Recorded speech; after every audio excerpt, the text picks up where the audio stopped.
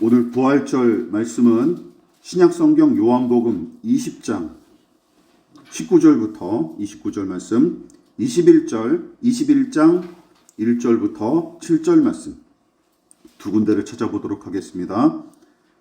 20장 19절부터 29절, 21장 1절부터 7절. 저와 여러분이 한 절씩 번갈아 가면서 교독하겠습니다. 제가 먼저 19절 봉독합니다. 이날 곧 안식 후 첫날 저녁 때에 제자들이 유대인들을 두려워하여 모인 곳에 문들을 닫았더니 예수께서 오사 가운데 서서 이르시되 너희에게 평강이 있을지어다.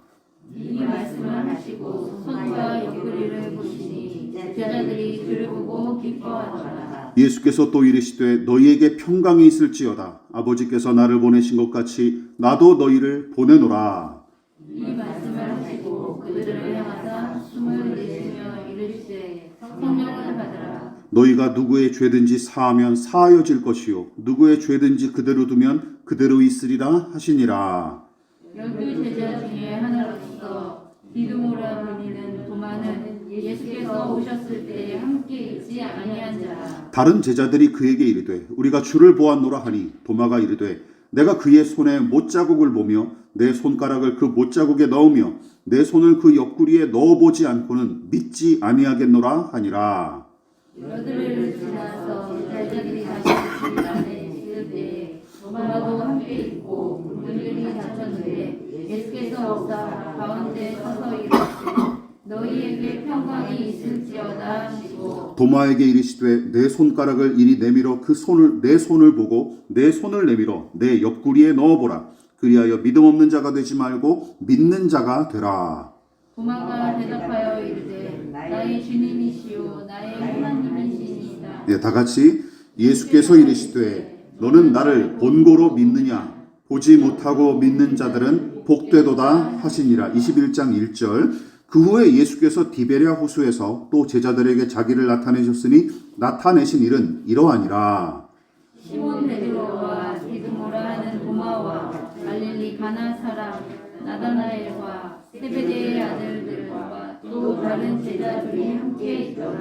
시몬 베드로가 나는 물고기 잡으러 가노라 하니 그들이 우리도 함께 가겠다 하고 나가서 배에 올랐으나 그날 밤에 아무것도 잡지 못하였더니 나는 세어갈 때 예수께서 바닷가에 서셨으나 제자들이 예수이신 줄 알지 못하는지라. 예수께서 이르시되 얘들아 너희에게 고기가 있느냐 대답하되 없나이다. 이르시되 그물을 배 오른편에 던지라. 그리하면 잡으리라 하시니 이에 던졌더니 물고기가 많아 그물을 들 수 없더라. 다 같이 예수께서 사랑하시는 그 제자가 베드로에게 이르되 주님이시라 하니 시몬 베드로가 벗고 있다가 주님이라 하는 그 말을 듣고 겉옷을 두른 후에 바다로 뛰어내리더라. 아멘. 말씀의 제목을 다 같이 한번 읽어보시겠습니다. 자, 시작.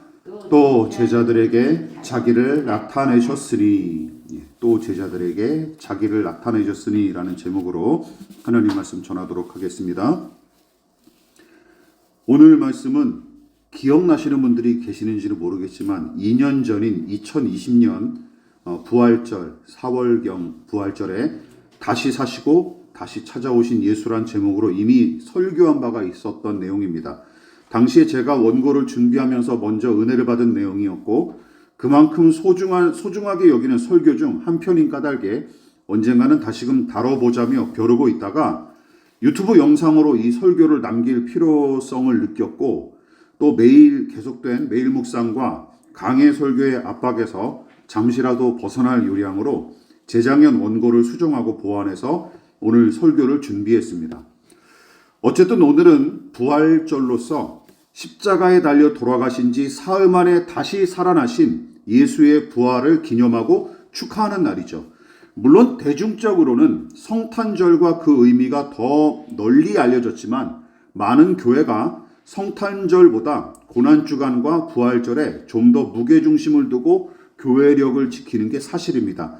자, 그렇다면 여기 낯선 단어가 나오죠. 교회력이라는 것이 무엇입니까? 성경사전은 성자 예수 그리스도의 생애를 1년 단위로 축약하여 기념하는 교회의 달력으로 정의했습니다. 그러니까 예수님의 인생을 이제 1년 단위로 묶어서 하나로 이제 1년 동안 지킬 수 있도록 교회에서 만든 기념일이라는 것이죠. 그런데 이 부분에서도 항상 극단이 문제예요.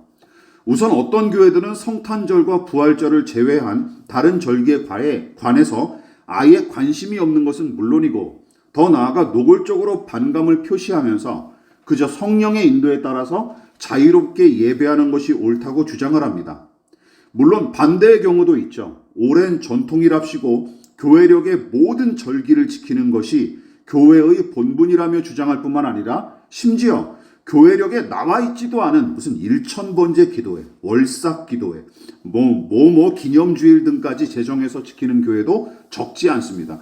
그렇다고 교회력을 비롯한 기독교회의 전통과 그 안에 담기고 쌓인 영적인 유익마저 무시해서는 안 되는데, 왜냐하면 목욕물을 버리려다가 아기까지 버린다라고 하는 격언이 여기에도 적용이 되기 때문입니다.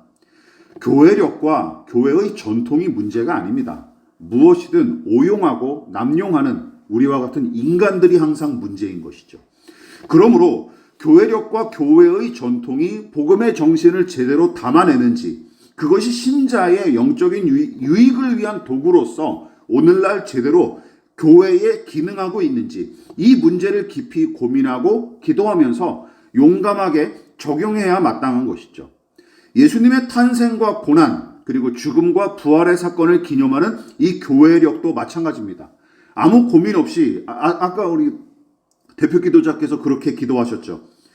하던 대로 하자 하고 연중 행사로 취급하는 태도는 영적인 유익을 저 스스로 걷어차는 짓에 불과할 뿐더러 진보와 성장을 상실한 이 신앙은 퇴보하거나 변질하기 마련입니다. 우리가 솔로몬의 사례에서 잘 바라보지 않았습니까? 그래서 형식적이고 구태의연한 신앙은 경계해야 마땅합니다. 무엇보다 예수님의 고난과 죽음과 부활은 모든 복음서가 가장 많은 부분을 할애하여 다루는 사건이 아니겠습니까?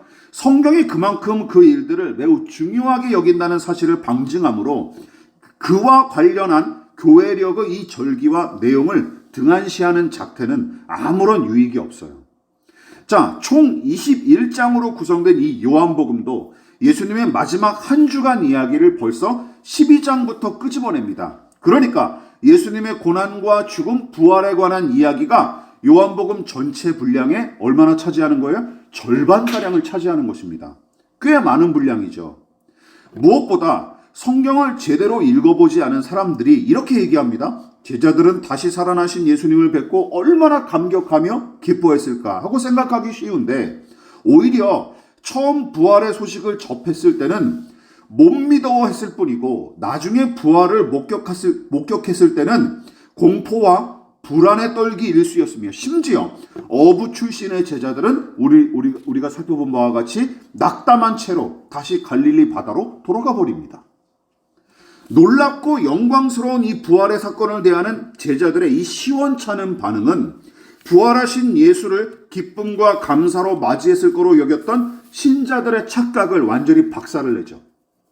특히 요한복음이 이 괴상하고 묘한 분위기를 잘 묘사했습니다. 그런데 주님의 부활을 못 믿어한 것은 물론이고 잠시 기뻐했다가 낙심한 채 떠났던 제자들을 마냥 나무랄 수는 없습니다. 우리가 그들과 다르지 않기 때문이죠. 자, 이게 무슨 뜻인지 좀 더 설명을 해볼게요. 여러분, 이쯤에서 죽은 사람이 다시 살아난다면 어떨지 상상해 보십시오. 물론 사랑하고 아꼈던 사람이라면 다시 살아 돌아오기를 간절히 바랄 것입니다. 그러나 마냥 반갑고 기쁜 일이기만 할까요? 이것이 죽은 자의 부활이? 여러분, 사악하고 파렴치하게 살았던 이들이 다시 살아난다면 반갑겠습니까? 전혀 달갑지 않을 거예요. 오히려 진저리가 날 만큼 끔찍하고 무서울 것입니다. 히틀러 같은 사람들이 다시 살아난다고 생각해 보세요. 웃기는 일이 벌어지겠죠. 그렇다면 선한 사람이 살아나면 모두 반가워할까요? 예, 물론 그에게 은혜를 입고 사랑을 받은 사람들은 기쁘고 반가울 테지만 살아생전에 그 사람에게 고통을 주거나 더 나아가 그의 죽음에 일조한 사람이라면 어떨까요? 아무리 선한 사람이 다시 살아난다 할지라도 그와 마주하는 일이 달갑기는커녕 더 큰 죄책감과 수치심에 짓눌려서 피하고만 싶을 것입니다. 그렇지 않습니까? 그래서 부활의 기적에 놀라고 감격했던 제자들의 모습을 기록한 요한복음 20장을 한 장 넘기면 대부분 신자는 디베레아 바닷가에서 물고기나 잡는 제자들의 모습에 의아해할 수밖에 없습니다. 얘네들 왜 이러지? 이런 것이죠. 왜냐하면 부활의 감격과 기쁨이 계속 이어질 줄로 알았고 이 일에 관한 선지자의 예언과 주님께서 그전부터 하셨던 말씀이 사실로 이루어졌으니 대부분 독자는 이렇게 생각하는 거예요. 이제는 제자들이 용감하게 예수를 전파할 걸로 예상하는 것이죠. 그러나 정작 그들의 반응과 행적은 영 딴판이었기 때문에 독자들이 약간 놀라는 것입니다. 의아해하는 것이죠. 그러나 어찌 보면 당연한 반응입니다. 다시 살아서 돌아오신 예수님 앞에 그들은 누굴까요? 가룟 유다와 다를 바 없는 배신자요, 비겁한 기회주의자에 불과했기 때문입니다.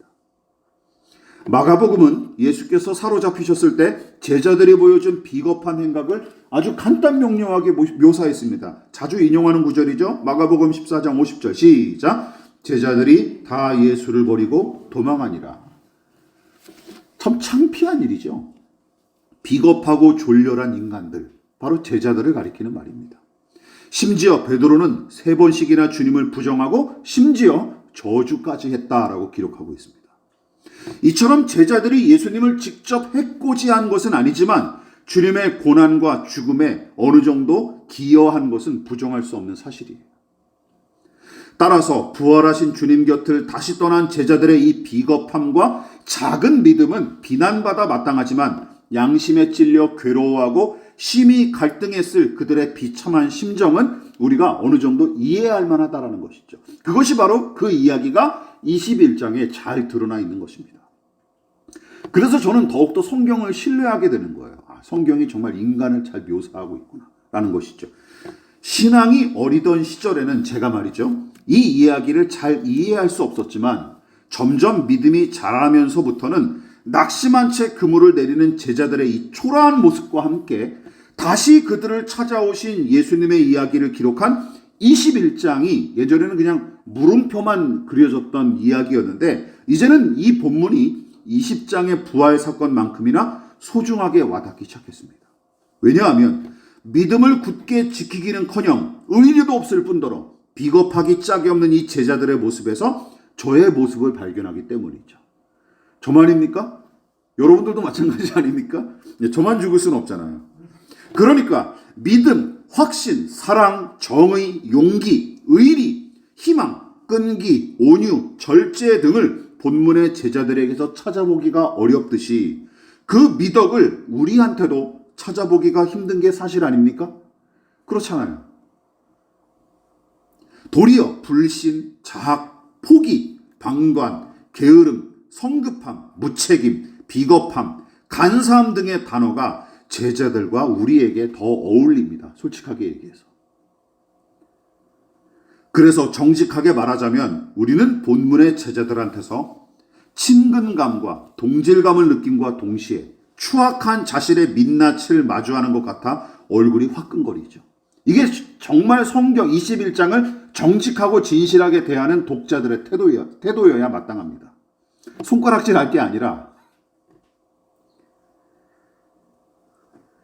여러분, 그런데 본문을 제가 또 사랑하는 이유는 인간의 이 민낯을 잘 보여주기 때문만이 아니라 변변찮은 제자들과 동질감을 느끼는 것뿐만 아니라 부활하신 예수께서 끈질기게 그들을 찾아다니시는 모습에 진한 감동과 깊은 교훈을 얻기 때문입니다. 믿으십니까?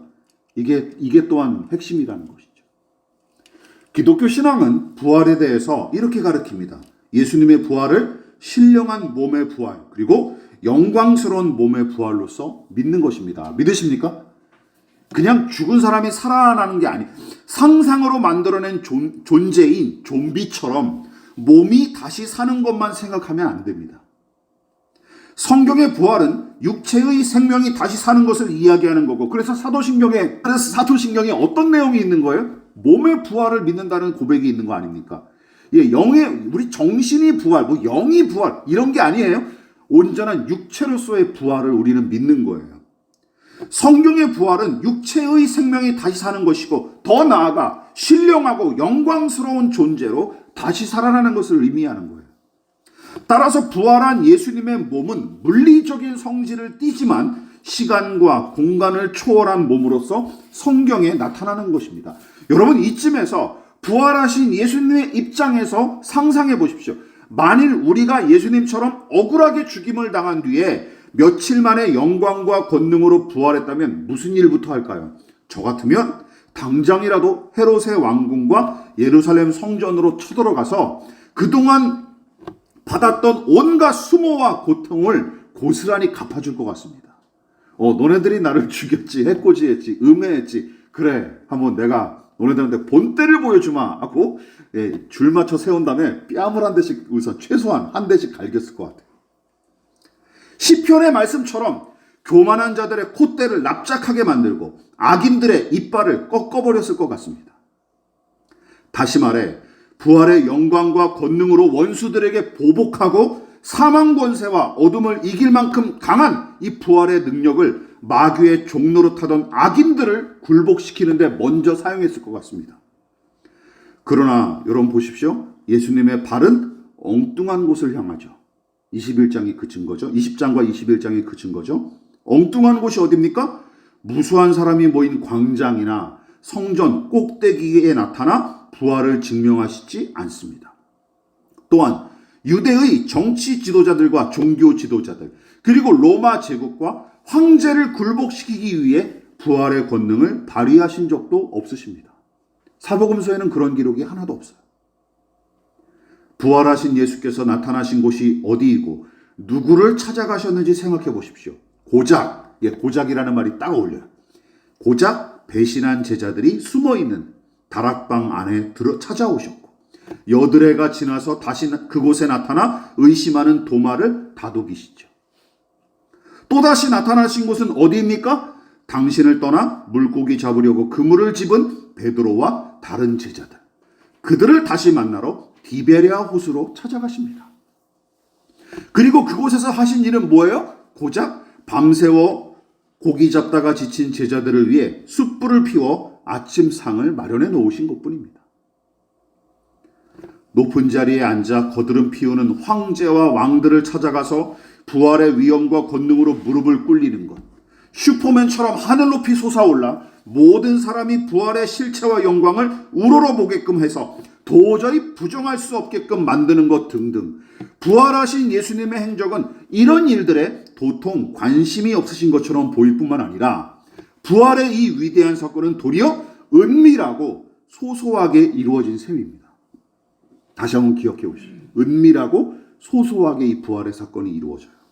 이것이 성경을 제대로 읽은 사람과 제대로 읽지 않은 사람들의 차이예요. 여러분 보십시오. 부활의 생명과 영광이 흘러간 곳이 어디입니까? 적은 무리와 실패한 제자들. 두려움의 공기로 꽉 찬 방안과 피곤한 그물을 끌어올렸던 절망의 바다에 부활의 영광과 권능을 나타내십니다. 여러분, 이게 핵심이에요. 부활의 핵심이 바로 여기에 있습니다. 여러분, 예수님의 탄생이 누구에게 어디에서 일어났는지 생각해 보십시오. 떠올려 보십시오. 나사렛 촌동네에 살던 요셉과 마리아, 동방의 이방인 점성술사들과 천대받던 목동들, 성탄의 영광은 낮고 천한 것과 그런 사람들에게 임했죠. 또한 주님도 작은 동네 베들레헴에 한없이 연약한 아기의 모습으로 오십니다. 여러분, 근데 부활도 마찬가지죠. 부활도 마찬가지입니다. 부활의 영광이 나타난 곳은 화려한 왕궁이나 웅장한 성전이 아닙니다.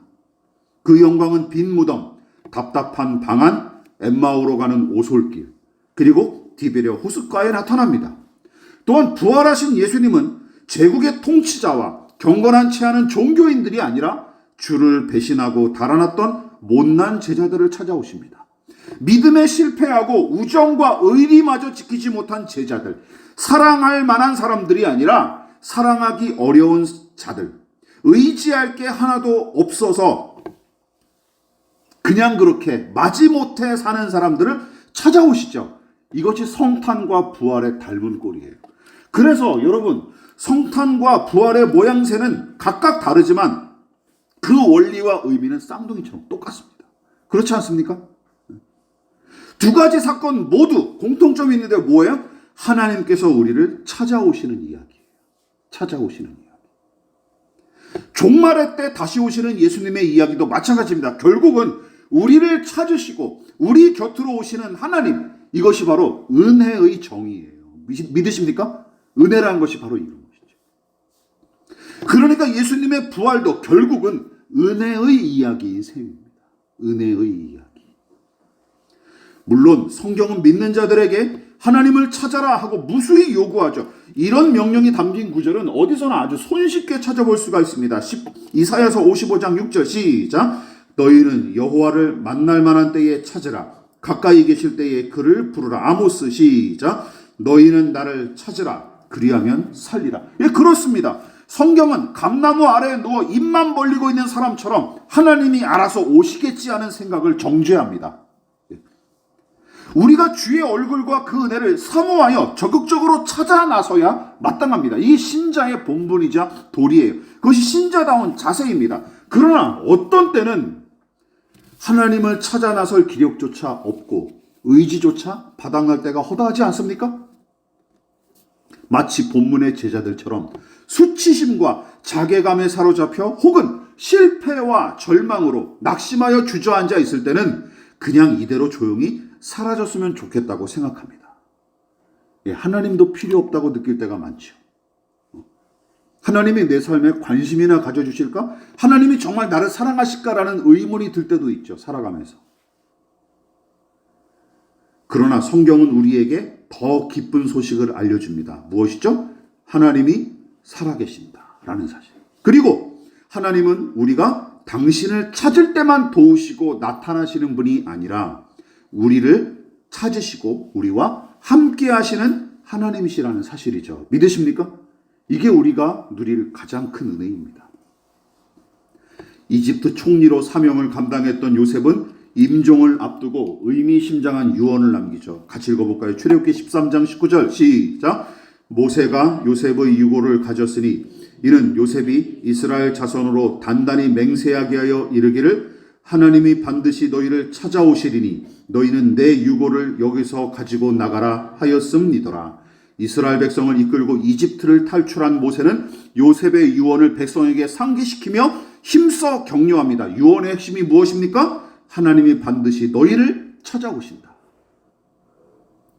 이 약속이 작고 약한 인간의 몸으로 죄인을 찾아오신 예수님은 십자가 죽음과 마귀의 권세를 이기고 부활하신 후에도 우리 같은 죄인을 찾아오십니다. 99마리의 양을 두고 잃어버린 한 마리 양을 찾아다니시겠다고 약속하신 주님은 부활하신 후에도 배신의 주홍글씨가 선명히 새겨진 이 못난 제자들을 다시 찾아가시죠. 당신의 백성을 부르시고 찾으시는 성부 하나님의 마음과 중심이 성자 예수 그리스도의 생애 속에서도 그리고 부활의 사건 속에서도 고스란히 나타나는 것을 여러분들이 확인하셔야 됩니다. 이스라엘 왕은 호수아비로 전락하고 선지자와 제사장은 저 살겠다고 백성을 저버린 시대에 하나님은 에스겔 선지자를 통해 다음과 같이 약속하십니다. 읽어볼게요. 시작. 주 여호와께서 이같이 말씀하셨느니라. 나 곧 내가 내 양을 찾되 목자가 양 가운데 있는 날에 양이 흩어졌으면 그때를 찾는 것 같이 내가 내 양을 찾아서 흐리고 캄캄한 날에 그 흩어진 모든 곳에서 그것들을 건져낼지라. 목자 없이 방황하고 고생하는 양들을 찾으시고 먹이시겠다는 하나님의 약속은 예수님의 부활과 성령님의 강림을 통해서도 지금도 계속 이어지고 있는 중이에요. 참으로 감사하고 든든한 약속의 말씀이 아닐 수 없습니다. 피곤하고 낙심한 제자들을 위해 숯불을 피워 조반을 마련해 주신 주님을 보십시오. 계속된 실패에 낙심하고 반복된 잘못으로 자학하는 사람, 하나님께 나아갈 면목도 없을 뿐더러 그분이 나 같은 인간을 염두에 두실 리가 없다고 생각하는 사람, 더 나아가 자포자기에 빠져 자신은 물론이고 하나님조차 기대하지 않는 사람, 그런 사람들조차 먼저 부르시고 찾아가시는 분, 사랑할 수 없고 용서하기가 어려운 자들조차 끌어안고 사랑하실 수 있는 분이 바로 우리가 믿는 하나님이심을 저와 여러분들 확신하시기를 주님의 이름으로 부탁을 드리겠습니다. 말씀을 마무리하겠습니다.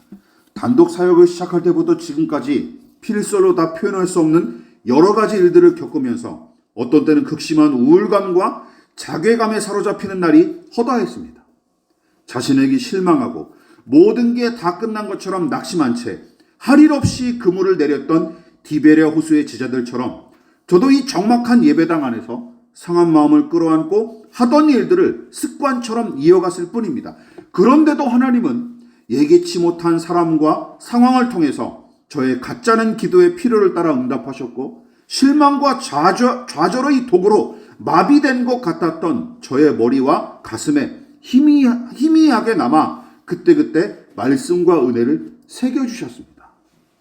여러분, 너무나 고되고 고독하며 서글픈 시간이었지만 먼저 찾아오시고 함께 하시는 하나님을 더 깊이 체험하는 그야말로 역설의 은혜를 매번 진하게 경험하는 시기가 저희 지난 13년이었던 것 같습니다.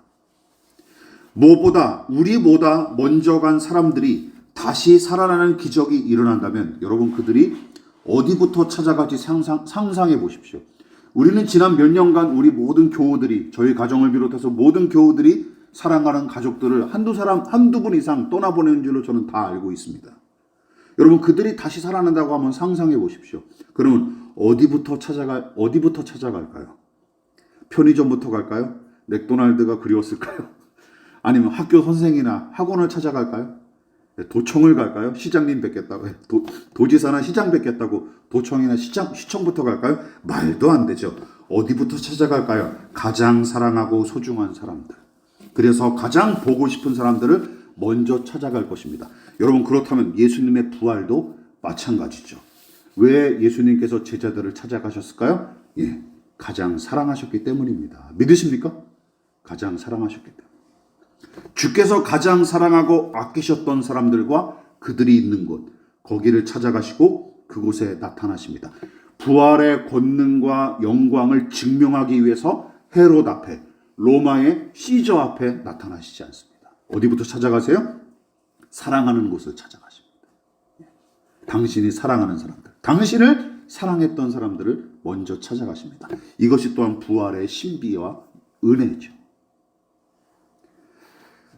다시 사신 예수께서 찾으신 사람들은 다름 아닌 당신이 사랑하신 사람들입니다. 너무나 못난 제자들이지만 그 과분한 대접을 받은 사람들이 바로 그들이에요. 이 얼마나 영광스러운 일입니까? 영광스러운. 그래서 베드로가 오늘 옷을 벗고 있다가 예수님이 있다라고 옆에 제자가 얘기하니까 그냥 물속으로 뛰어들어서 주님 앞에 달려들었던 것이죠. 왜요? 야, 우리가 여기까지 달아났는데도 또 찾아오시는구나. 주님의 사랑을 더 확신할 수 있는 계기가 되었던 것입니다. 그러면 나같이 못난 놈이라도 예수님은 여기까지 찾아오셔서 반가이 맞아주시고 계시니 내가 그 품에 못 안길 이유가 없겠구나라고 생각했던 것이죠. 그래서 그냥 모르겠고 과거의 일은 과거의 잘못이고 지금 예수님이 나를 사랑하시니 그냥 그 품에 안겨버리자 하고 바다에 뛰어들었던 것입니다. 그러므로 우리도 사랑하는 사람과 사랑할 사람들, 너무나 가깝게 지내는 탓에 도리어 소홀했던 그들과 더 힘써 함께해야 마땅합니다. 믿으십니까? 그리고 또한 나를 찾으시고 함께하시는 하나님에 대한 감격과 감사로만 그치지 말고 예수님처럼 내가 먼저 찾아가고 함께해야 할 사람은 누구인지 생각하고 고민하는 부활절 보내시기를 주님의 이름으로 부탁을 드리겠습니다.